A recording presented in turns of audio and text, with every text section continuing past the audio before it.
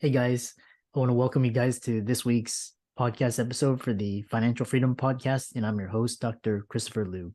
And as you know, I'm always in the market for entrepreneurs, investors, people on the cutting edge, making an impact in this world. So today is going to be talking all about tax law. It's tax season.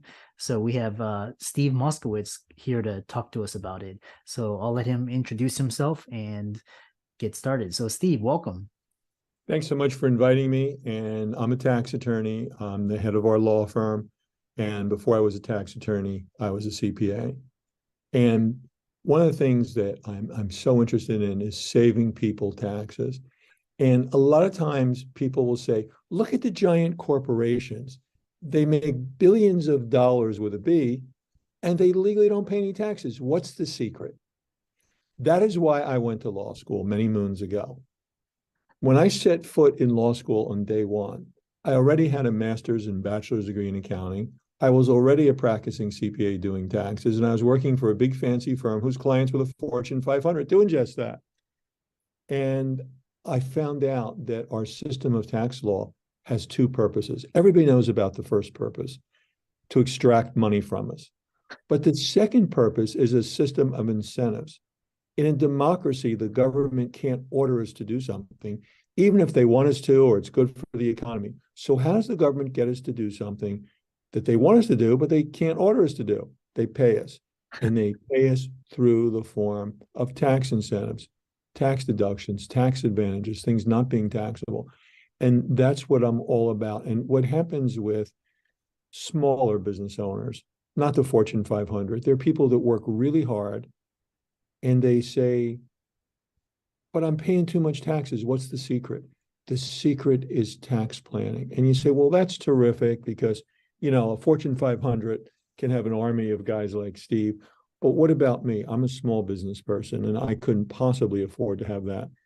No problem. That's why we offer our services to the clients. Much like a physician doesn't spend full time with his patient, but he gives him the treatment that he or she needs. So that's what we do.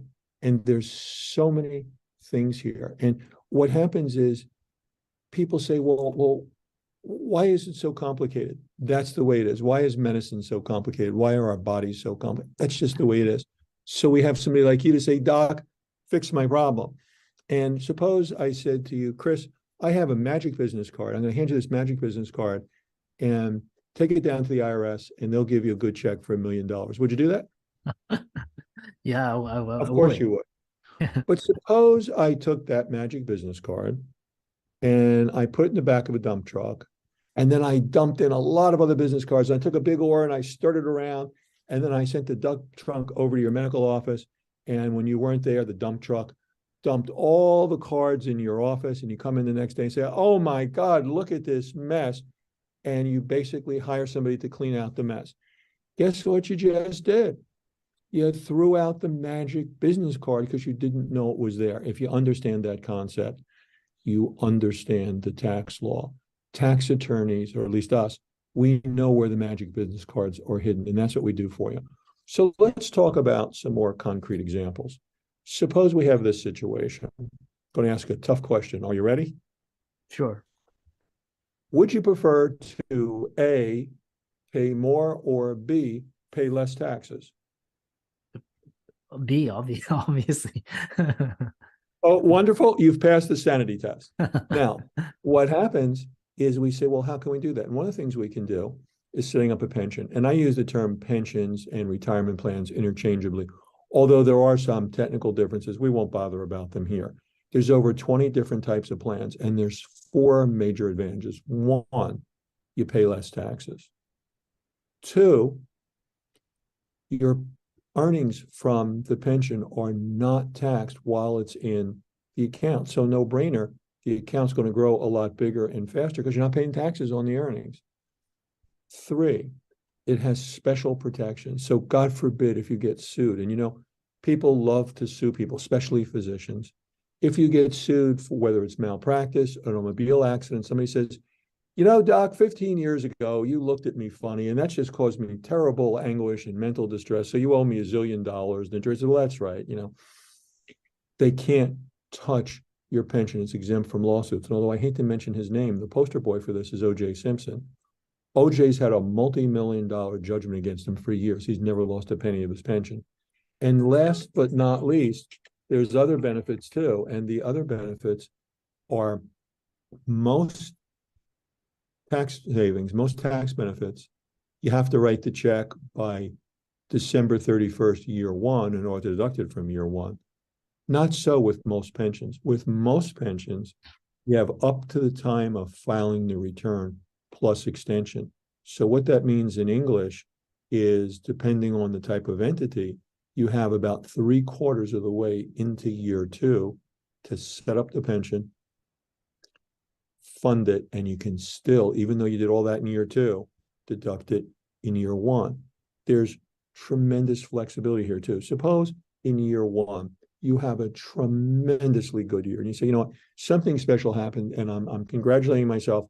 I made all this extra money. Aren't I wonderful? But I don't want to be paying all these extra taxes. Now what? You can make multiple plan year contributions in one calendar year and essentially take an extra big pension deduction to wipe out the extra earnings. So there's all kinds of things that we can do here. And that's just one thing we can do. Let's take a look at something else. Suppose the doctor owns the medical building in which he or she practices. Or suppose you have a situation where the good doctor is a landlord. We have something which is, to me, brings a tear to the eye, the most beautiful words in the English language: a positive cash flow with a tax loss. So suppose we have this situation. We have rents from our building of 10 mil, and we have expenses of all kinds, including depreciation of 9 mil. So we've made a profit of $1 million. That's nice, but we don't want to pay tax on that now, do we? So what happens is we take a look at something called cost segregation analysis. So what this does, it greatly accelerates depreciation. This is how banks make money. $1 today is worth more than $1 tomorrow. You would rather have the benefit today, because with a building, a commercial building, you're depreciating over 39 years. That's a long time to wait. Even residential real estate is 27 and a half years. What cost segregation does, we send an engineer into the property, and he or she looks at everything and says, well, this is 39-year property, but this is 15-year property, this is 10-year property, this is 5-year property, this I can write off this year. It greatly accelerates the depreciation. Now let's go back to our example where we had the $1 million profit. Let's assume that through this method, we get an extra $1.5 million depreciation. So now we've wiped out our tax profit. And again, we don't write a check to depreciation. It's just a paper entry. But we've wiped out our tax profits. And now we have this $1 million, but we don't have to pay taxes on it. Now, Chris, when somebody gives you something nice, what do you say? I say, thank you very much. See, that's the difference between doctors and lawyers. A lawyer would say, more, I want more, give me more. And let's assume the good doctor is married to a house husband. And the house husband sits on the sofa and he watches TV all day. And we say, okay, we're going to have someone that's going to qualify for a real estate professional, because there's an exception to the tax law. Because some of you, your accountants have, and remember, I was a CPA before I was a tax attorney, so I'm familiar with this stuff. Your accountant says, well, that's fine, but there's real estate losses. See, that's a passive loss, and you can't offset that against other things like wages, dividends, interest, profits from a business. But there's an exception to 460, it's Internal Revenue Code section 469. There's an exception to that. If one of the spouses, just one, and you don't have to be both, just one of the spouses in filing a joint return qualifies as a real estate professional. And that's an easy qualification to make. Now you can write it off. So suppose the good doctor has made $500,000 profit from her medical practice. Remember, we have that extra $500,000 depreciation left over. We offset that against her $500,000 from medical practice. And now we take a look at this couple, and with just this simple device, we take $1.5 million of earnings, and we legally don't pay any income taxes on it. This is just one of the great things in our system. This is what the big boys do. And this is available to everybody. The tax law doesn't say, this is for Fortune 500 only. It's just, they know all about it, and most people don't. Most people, when I talk to them, I mean, we're talking about educated, intelligent people, but they never heard about this stuff. This is something different. I don't know how to do dentistry. I don't know how to do plumbing. I know how to do this stuff. So the bottom line is these are just two examples, and I could go on and on and on and on, which as lawyers, we love to talk, but maybe you have some questions for me. So Chris, what questions do you have before I chatter on? Yeah, you gave a really good examples of different ways of saving taxes, and then one thing's talking about especially small businesses, and what are some of the most common things you see with when they're filing their taxes relating to tax law, and how can you, because a lot of people are small business, they're private practices, physicians, etc. The first thing is I have seen so many absolutely brilliant doctors would also qualify as horrible bookkeepers. And what happens is by just not keeping track of things, they lose out on all types of benefits. So, for example, one of the things that we do for clients, we offer what we call success planning services. So what we do here is, besides doing the monthly accounting, we meet with the doctor as often as he or she would like, up to monthly, and we give business advice and tax advice, because one of the things that we have to watch out for is that your tax return, and a lot of people, that's their focus, the tax return. They look at it a one-time event, the tax return, the tax return. It's like your physical health. You don't say, well, you get an annual exam one day a year, so that day you don't smoke. But all the other days you can smoke, eat all the sugar you want, lay on the couch, gain all the weight you want, doesn't matter. No, it's a year-round proposition, even though you see the doctor once a year. Tax return should merely be a summarization of a year's worth of tax planning. And there's so very much here. For example, let's say the good doctor has children. Mm. You want to employ the children in the practice. And what happens with that is that you don't just put them on the books, you pay them the fair market value for services actually performed. And there's a lot that the kids can do. For example, they probably know more about social media than the doctor does. So they can employ the kid to help. And, I understand that medicine is a wonderful calling, but it's a business too. And we can't forget that, because, we have to earn money, and we don't want to pay more in taxes than we have to. So in getting more business, and I've been to conventions of physicians where, there's all types of advice on how to get business. Well, your kids can really help you with that. Now, what happens with the kids? With the kids, we have a situation where we have a brand new unused tax bracket, a thing of beauty. So we know the doctor is probably already in the top tax bracket. So whatever they earn is getting taxed at the top tax rate. When you start paying your kids, you get a tax deduction, and they have a brand new tax bracket. So that dollar is far more keeping it in the family when the kid has it rather than the parent. We also get side benefits. We're teaching the child the work ethic. Now think about it. There's an awful lot of stuff. You're probably going to pay for a lot of things for your kid anyway. Say, for example, his or her education. How about if you pay with it with pre-tax dollars rather than after-tax dollars? And that's how you can do it, by teaching the kid the value of a buck and using his brand new tax bracket. So what happens here? The IRS gets less money legally. That's the goal, but one of the many things that we have here. Yeah. Other question. It's really interesting. And what are the limits? How much can you pay? Some people they're not aware of this. What are the limits? The fair market value for services actually performed. So what that means is, if you hired a stranger, what would you pay the stranger to do that job? And another thing, for example, suppose you do advertising and you send out cards that says, "We baby you." Well, you have a baby on the picture. Mm. Go to a modeling agency and say, "I'm thinking about employing one." You see them in diaper commercials, baby food commercials.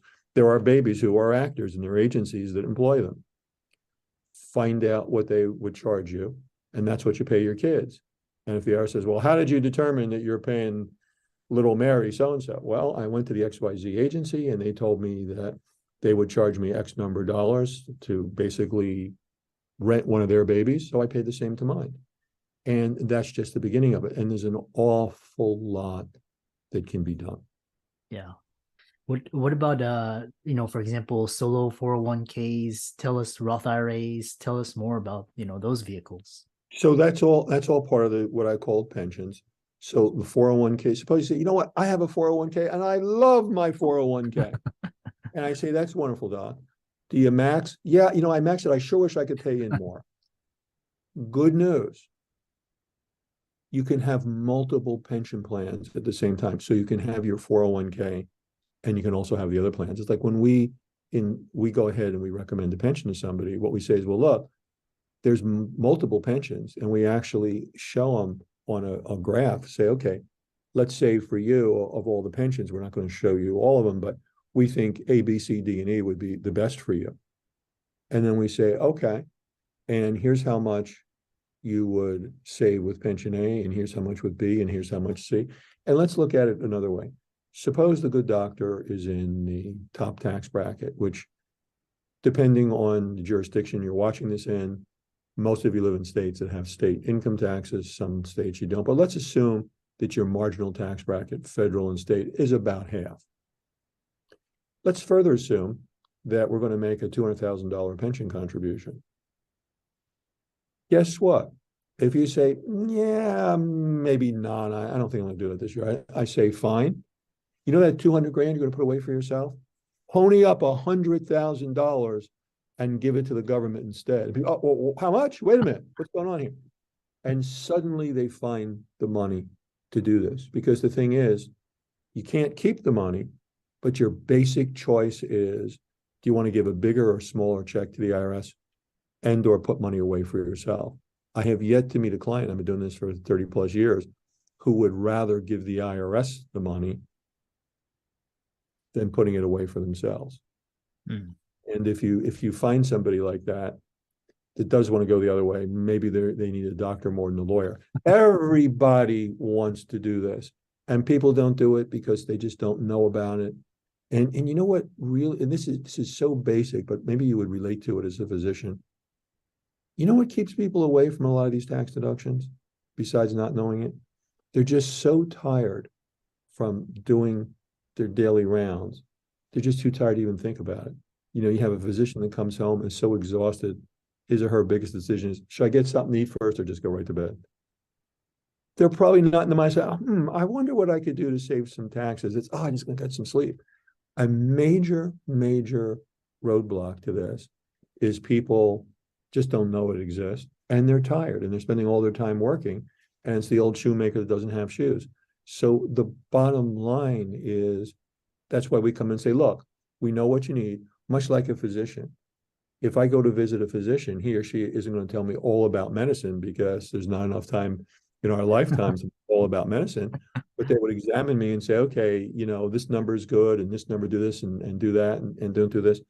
And that's what we do too. And it is incredible, the difference. And again, for anybody that has any doubts about it, look in the newspaper, look at what the Fortune 500 pays in taxes, and look at what you do. When I take a new client, one of the things I usually ask them is, I say, Doc, what do you think? You think who's making more, you or Apple Computer? Then we all laugh. So, I know Apple Computer makes more than I do. But I say, guess who pays more in taxes, Doc? That's where the laughing stops, and the doc says, hey, yeah, wait a minute, what's going on here? And that says, well, okay, if you like the results that Apple's getting, these laws don't say this is only for Apple Computer, but there's all kinds of things that we can do. That's what tax planning is all about. And we offer a variety of services that do good things for the client and save them a ton of money. And the difference here is by having a nice fat bank account as opposed to a bigger check, a bigger stack of canceled checks to IRS. Yeah, really fascinating discussion, and really timely, especially now it's tax season. How can clients reach out to you, check you out, follow you on social media, and check out your services?